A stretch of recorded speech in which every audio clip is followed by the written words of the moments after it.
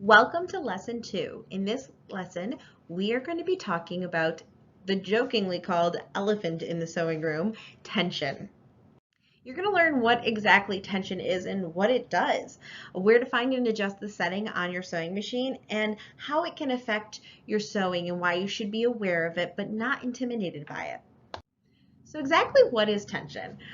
Most people who start sewing don't actually know the answer to this, but tension is basically your ability to control how tightly your sewing machine is holding onto that upper thread. So remember we threaded two threads in our sewing machine, the upper thread and the bobbin thread.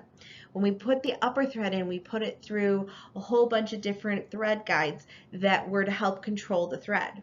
The tension setting is going to be near those thread guides, and its job is to either hold onto that thread tighter so that it's more taut, or loosen its hold on it so that it's not as it's a little bit more wavy and it has more movement to it.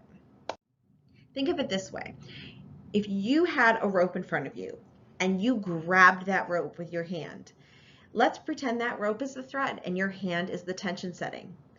If you squeeze that rope really tight and you're holding onto it for dear life, you have a high tension setting, maybe like a 9 or an 8.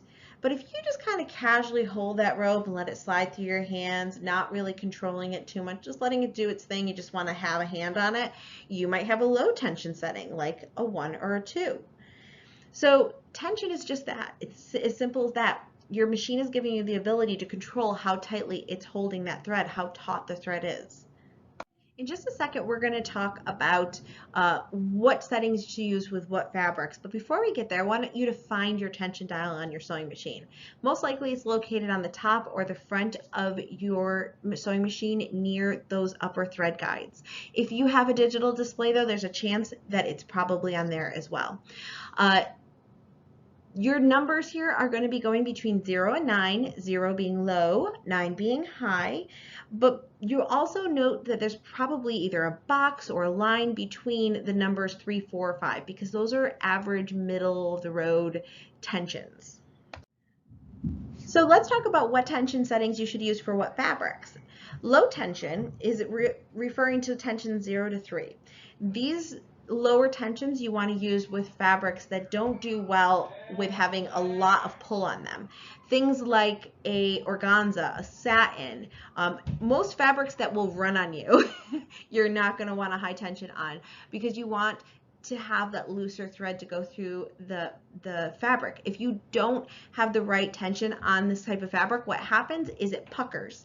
It puckers and it kind of scrunches together. That's how you know you don't have the right one. Sometimes it can even pull the fabric. So lower tensions for those satins, silks, organzas.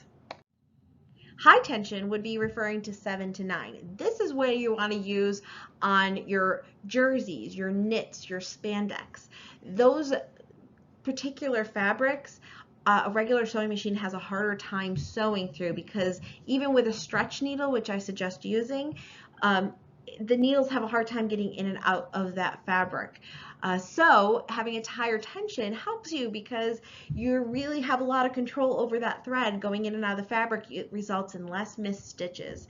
If you don't have the right tension on this fabric, you're going to have horrible missed stitches. You're going to have tons of knots. So remember, higher tension for things that have a lot more stretch. Most of the time though, guys, you're going to have a tension setting that is between a 4 and a 6. This is going to be kind of your universal standard run-of-the-mill tension. So if you're not sure where to start with tension, this is where you should start. It's great for broadcloths. It's great for canvas. It's a really great middle-of-the-road tension that will do a lot of different fabrics. One piece of advice though, before I leave you with tension, is that I want you to always test your tension before you start a project. Grab a piece of scrap fabric from your project, stuff that's just scrap that you're not using, and test out your tension settings to make sure you have the right tension before you start the project. It'll alleviate a ton of headaches. Before you start the next lesson too, I want to encourage you to find that tension setting if you have not already on your sewing machine. Maybe even give it a test if you've played around a little bit already. In the next lesson, we're going to be talking about a great positioning for your hands that will really help you sew straighter and have more control in your fabric. We're also going to be talking about locking your stitch, which is so important as we sew. I'll see you guys there.